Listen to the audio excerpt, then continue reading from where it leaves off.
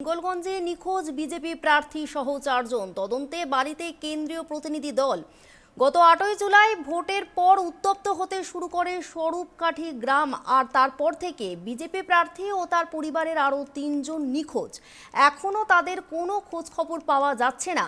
এই নিয়ে বিজেপির রাজ্য নেতৃত্ব পরে বিষয়টা কেন্দ্রীয় নেতৃত্বদের জানায় এবং বুধবার বিকেলবেলা বিজেপির কেন্দ্রীয় প্রাক্তন মন্ত্রী রবিশঙ্কর প্রসাদের নেতৃত্বে 5 জনের একটি প্রতিনিধি দল নিখোঁজ বিজেপি প্রার্থীর বাড়িতে গেলেন। সরজমিনে খতিয়ে পূর্ণাঙ্গ রিপোর্ট তৈরি করেন এবং সেই পূর্ণাঙ্গ রিপোর্ট স্বরাষ্ট্র মন্ত্রকে লিখিতভাবে দায়ের করা হয় বলে জানিয়েছেন তিনি।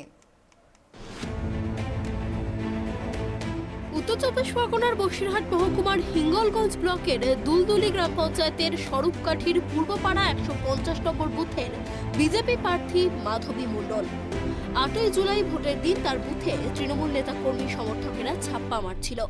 সেই অভিযোগে ব্যালট বক্স পুকুরে ফেলে দেওয়া হয়। এই নিয়ে তৃণমূল ও বিজেপির মধ্যে সংঘর্ষ বেঁধে যায়।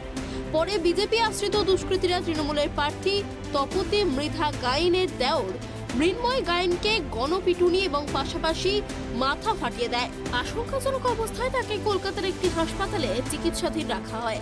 প্রার্থীর স্বামী সুভাষ গায়েনকেও বেঁধে মারধর করা হয় বলে অভিযোগ। বাদ যাননি বাড়ির বয়স্ক মানুষজনেরাও।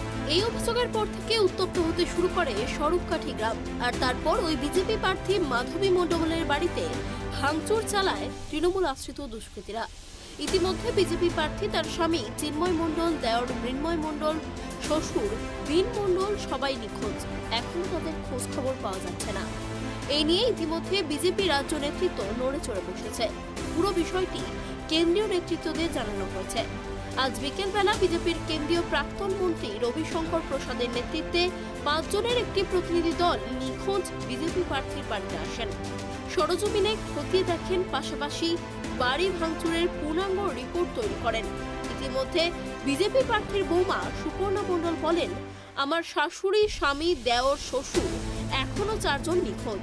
ভোটের দিন থেকে তাদের আর খোঁজ পাওয়া যাচ্ছে না। আমি চাইছি প্রশাসন নিরাপত্তা দিক।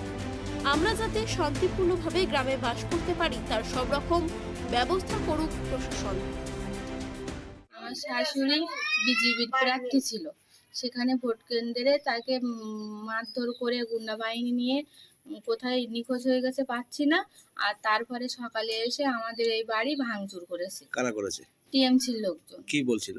বলছে যে কোথায় গাছ গেছে, এই বের কর কোথায় গেছে। মারধর কেন করলো? মারধর, আমার শাশুড়ি ভোটে দাঁড়িয়েছে বলতে চাচ্ছে, ওদের একজন লোক আহত হয়েছে বলতে চাচ্ছে নাকি আমরা নাকি মেরেছি।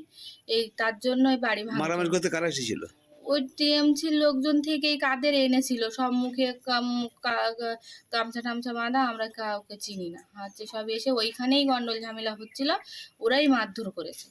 মানে আপনার শাশুড়ি কোথায়? আমার শাশুড়ি কোথায়, শ্বশুর কোথায়, আমার স্বামী কোথায়, আমার দেওয়া কোথায় আমরা জানি না। সেইখান থেকেই নিখোঁজ। সেই আমি বলতে চাই যে আমরা যেন শান্তিতে বাঁচতে পারি, এটাই চাই। আর আমার শান্তিতে সুস্থভাবে যাতে বাঁচতে পারি সেটাই চাই। আর ওগুলো চাই আমরা, নিরাপত্তা চাই, যাতে ভালোভাবে সুস্থভাবে আমরা বেঁচে থাকতে পারি। পূর্ণাঙ্গ রিপোর্ট এবং সরজমিনে সবকিছু খতিয়ে দেখার পর বিজেপির কেন্দ্রীয় প্রতিনিধি দল জানায়, এই পূর্ণাঙ্গ রিপোর্ট স্বরাষ্ট্র মন্ত্রককে লিখিতভাবে দেবে তারা, যাতে এই পরিবারটা নিরাপত্তা পায়। পাশাপাশি এই ঘটনা যারা ঘটিয়েছে তাদের বিরুদ্ধে আইনানুগ ব্যবস্থা নেওয়ার দাবি জানিয়েছেন তারা। বসিরহাট থেকে সিরাজুল মিস্ত্রির রিপোর্ট, প্রাইম টিভি।